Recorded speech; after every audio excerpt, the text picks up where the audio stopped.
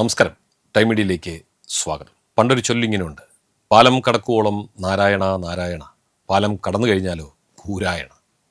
പറഞ്ഞു വരുന്നത്, മാതാപിതാക്കളുടെ കൈവശമുള്ള സ്വത്ത് അവരുടെ മക്കൾ രേഖാമൂലം തങ്ങളുടേതാക്കി കഴിയുമ്പോൾ കറിവേപ്പിലയുടെ വില പോലും നൽകാതെ സ്വന്തം മാതാപിതാക്കളെ ഉപേക്ഷിക്കുന്ന ഒരു നാടാണ് നമ്മുടേത്.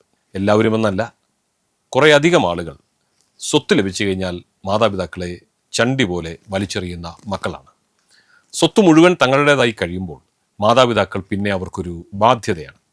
നമ്മുടെ ഇടയിലുള്ള മുതിർന്ന പൗരന്മാരുടെ സ്വത്തവകാശ സംരക്ഷണത്തെക്കുറിച്ച് വിവരിക്കുന്ന ഒരു വീഡിയോ ആണിത്. നിലവിലെ സാഹചര്യത്തിലെ ഈ വിഷയം സംബന്ധിച്ച് ഏറ്റവും പുതിയ നിയമ ഭേദഗതികളും സുപ്രീം കോടതി വിധിന്യായങ്ങളും ഉൾപ്പെടുത്തി തയ്യാറാക്കിയതാണ് ഈ വീഡിയോ.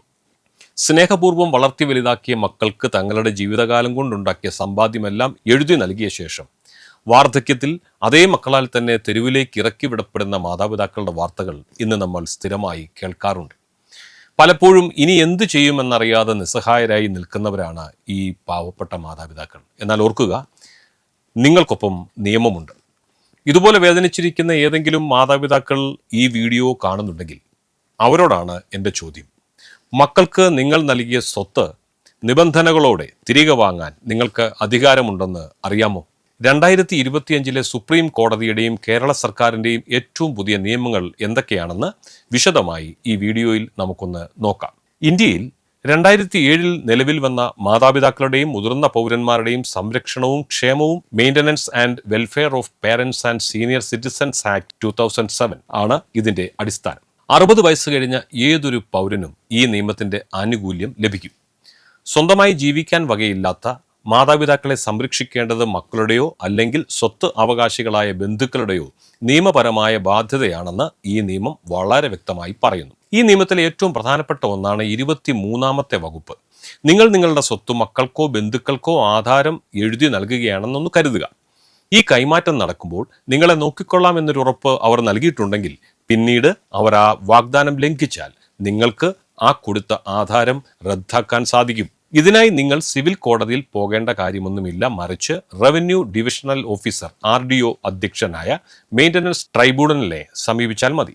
ഇത്തരത്തിൽ കൈമാറ്റം ചെയ്ത സ്വത്ത് വഞ്ചനയിലൂടെ നേടിയതാണെന്ന് നിയമം സ്വയം അനുമാനിക്കുകയും ആധാരം അസാധുവാക്കാൻ ഉത്തരവിടുകയും ചെയ്യും. പലപ്പോഴും മക്കൾ പറയുന്ന ഒരു പരാതിയുണ്ട്, ആധാരത്തിൽ സംരക്ഷിക്കണമെന്ന വ്യവസ്ഥയൊന്നും എഴുതിയിട്ടില്ലല്ലോ, അതുകൊണ്ട് സ്വത്ത് തിരികെ നൽകില്ല എന്ന്. എന്നാൽ 2025 ജനുവരിയിൽ ഊർമിള ദീക്ഷിത് കേസിൽ, ഊർമിള ദീക്ഷിത് വേഴ്സസ് സുനിൽ ശരൺ ദീക്ഷിത് എന്ന കേസിൽ സുപ്രീം കോടതി ചരിത്രപരമായൊരു വിധിയാണ് പുറപ്പെടുവിച്ചത്.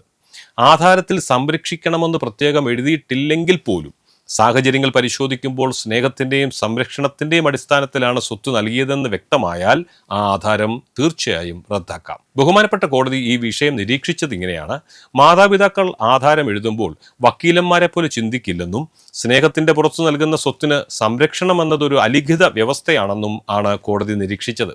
ഇപ്പോൾ ക്ലിയറായി കാണുമെന്ന് വിശ്വസിക്കുന്നു. 2025 കേന്ദ്ര സർക്കാർ നിയമത്തിൽ വലിയ മാറ്റങ്ങൾ വരുത്തിയിട്ടുണ്ട്. അതിനു മുമ്പ് ട്രൈബ്യൂണലിന് വിധിക്കാവുന്ന പരമാവധി തുക മാസം 10,000 രൂപയായിരുന്നു. എന്നാൽ ഇപ്പോൾ ഈ പരിധി എടുത്തു കളഞ്ഞിട്ടുണ്ട്. മക്കളുടെ വരുമാനവും മാതാപിതാക്കളുടെ ആവശ്യങ്ങളും നോക്കി എത്ര രൂപ വേണമെങ്കിലും കോടതിക്ക് വിധിക്കാം.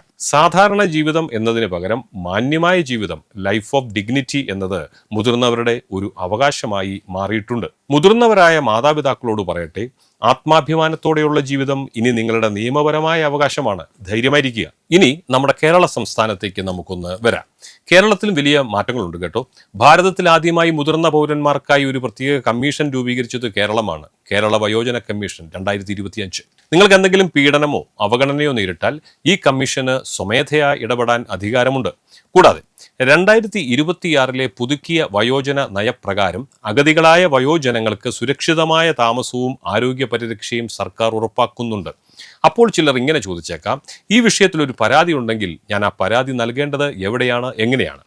ഒന്നാമതായി നിങ്ങൾ അറിയുക, പരാതി നൽകാൻ നിങ്ങൾക്കൊരു വക്കീലിന്റെ സഹായം ആവശ്യമേയില്ല. നിങ്ങളുടെ പരിധിയിലുള്ള RDO ഓഫീസിലെ മെയിൻ്റനൻസ് ട്രൈബ്യൂണലിൽ ഫോം A പൂരിപ്പിച്ച് നൽകുക. 90 ദിവസത്തിനുള്ളിൽ ഈ പരാതി തീർപ്പാക്കണം എന്നതാണ് നിയമം. മറ്റൊന്നുകൂടി പ്രത്യേകം ഓർക്കുക, ഈ പരാതി നൽകാൻ യാതൊരു ഫീസും നിങ്ങൾ നൽകേണ്ടതില്ല. കൂടുതൽ സഹായത്തിന് ആവശ്യമെങ്കിൽ സർക്കാരിൻ്റെ 145667 എന്ന ഹെൽപ്പ് ലൈൻ നമ്പറിലേക്ക് നിങ്ങൾക്ക് വിളിക്കാവുന്നതാണ്. സ്വത്ത് നൽകിയതുകൊണ്ട് മാത്രം നിങ്ങളുടെ അവകാശങ്ങൾ ഇല്ലാതാകുന്നില്ല. നിയമം നിങ്ങൾക്ക് നൽകുന്ന ഈ സുരക്ഷയെക്കുറിച്ച് എല്ലാവരും അറിഞ്ഞിരിക്കണം. ഈ വിവരങ്ങൾ പരമാവധി ആളുകളിലേക്ക് ഷെയർ ചെയ്യുക. അർഹരായ ഏതെങ്കിലും ഒരാൾക്ക് ഇത് വലിയൊരു ആശ്വാസമായി തീരും.